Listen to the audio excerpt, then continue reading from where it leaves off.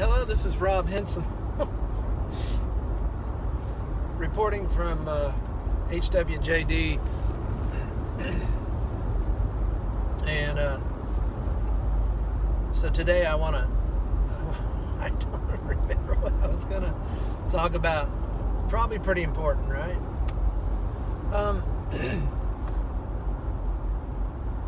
I think I wanted to piggyback on a few thoughts about being in a hurry, and also about, I think I made a mention to a comment on the post that I'm usually traveling faster than traffic. I'm going to talk about that, and it's not about being in a hurry at that point. And I guess it's kind of a fine line where, you know, you can be in such a hurry that you make mistakes, really.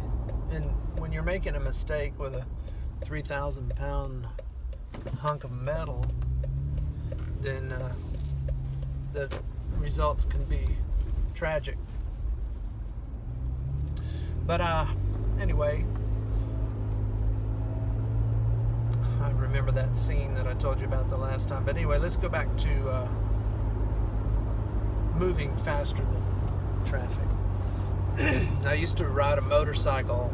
I had some friends that even raced sport bikes, up at Road Atlanta. And it was a period of time. It was a lot of fun, and I learned how to ride well, not as well as my buddies, but you know, I could hang with them.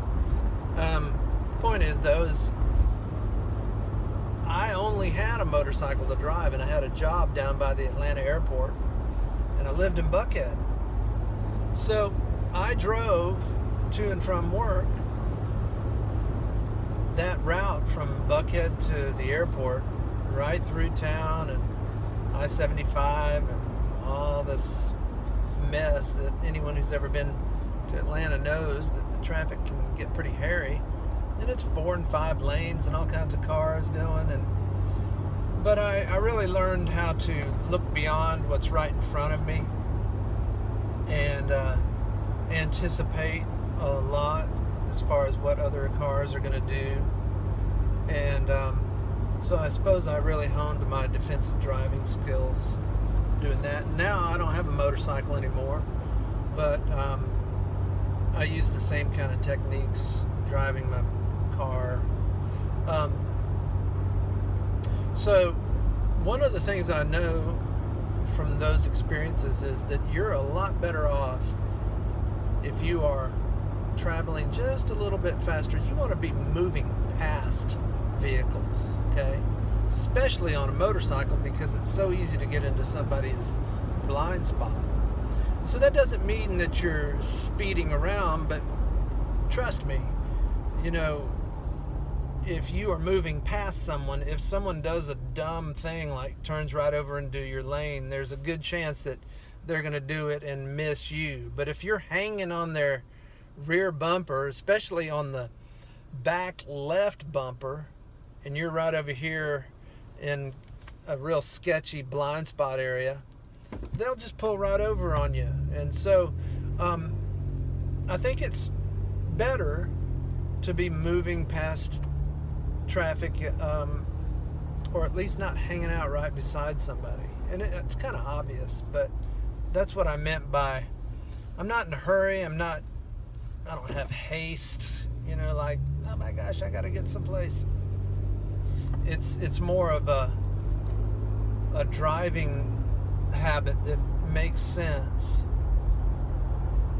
So I think it's a good idea. And when you're driving long distances, you've experienced this, where you come up on these pods, I call them.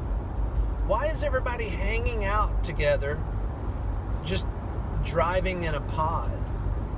I mean, that is an accident waiting to happen. But people have a tendency to do it. I think it might be better if we just, you know, are cruising on. Hey, listen, again, I'm not encouraging speeding if everybody is speeding, well then back off. Just make sure you're not hanging right there with them, so that you can become, a statistic from someone else's dumb move out there on the road. Because not everybody's dumb, and not everybody's a bad driver, but they're out there, and then even a good driver can make a mistake here and there. So, my point in bringing this up today is I would love it if the things that I share cause people to think, and maybe save them from having an accident. So I'll leave it at that today. Rob Henson signing off for HWJD. God bless you.